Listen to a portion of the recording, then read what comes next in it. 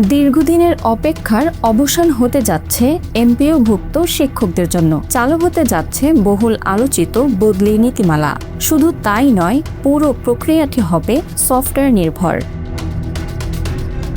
বাংলাদেশ বেসরকারি শিক্ষা প্রতিষ্ঠানের শিক্ষকদের বেতন সরকার থেকে দেওয়ার একটি ব্যবস্থার নাম হলো এমপিও। এই ব্যবস্থার আওতায় থাকা শিক্ষকরা দীর্ঘদিন ধরেই বদলির সুযোগ চেয়ে আসছিলেন। এবার সেই দাবির বাস্তবায়ন হতে যাচ্ছে। শিক্ষা মন্ত্রণালয় ও সংশ্লিষ্ট দপ্তরগুলো নতুন করে বদলি নীতিমালা চূড়ান্ত করছে এবং একই সঙ্গে তৈরি হচ্ছে একটি স্বয়ংক্রিয় সফটওয়্যার সিস্টেম।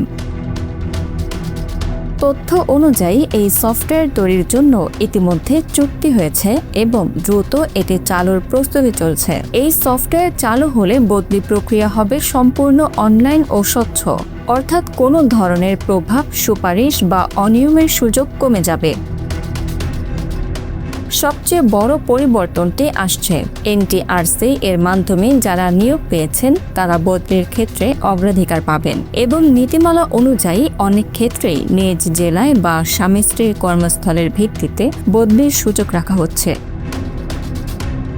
তবে বদলির জন্য কিছু শর্তও থাকছে। প্রথমত, একজন শিক্ষককে অন্তত 2 বছর একই প্রতিষ্ঠানে চাকরি করতে হবে। দ্বিতীয়ত, বদলি হলে আবার নতুন কর্মস্থলে কমপক্ষে 2 বছর থাকতে হবে, আর পুরো চাকরি জীবনে সর্বোচ্চ 3 বার বদলির সুযোগ থাকবে। আরেকটি গুরুত্বপূর্ণ বিষয়, এই বদলি নীতিমালার আওতায় প্রতিষ্ঠান প্রধান বা প্রিন্সিপালরা অন্তর্ভুক্ত হচ্ছেন না, অর্থাৎ শুধুমাত্র সহকারী শিক্ষক ও অন্যান্য এমপিওভুক্ত শিক্ষকরা এই সুবিধা পাবেন। আইনি জটিলতা, নীতিমালার পরিবর্তন এবং সবচেয়ে বড় বিষয়ে সফটওয়্যার প্রস্তুত না থাকায় বিষয়টি এতদিন ঝুলেছিল। তবে এখন পরিস্থিতি বদলাচ্ছে। সরকার চায় 4 লাখের বেশি এমপিওভুক্ত শিক্ষক ও কর্মচারীর বদলি একটি স্বয়ংক্রিয় পদ্ধতিতে সম্পন্ন করতে। বিশ্লেষকরা বলছেন, এই নীতিমালা কার্যকর হলে শিক্ষকদের মধ্যে অসন্তোষ কমবে এবং গ্রামীণ ও শহরের মধ্যে শিক্ষক বণ্টনে ভারসাম্য আসবে। তবে কিছু চ্যালেঞ্জও আছে। দূরবর্তী, অনুন্নত এবং দুর্গম এলাকার স্কুলগুলোতে শিক্ষক সংকট তৈরির আশঙ্কা থেকে যায়।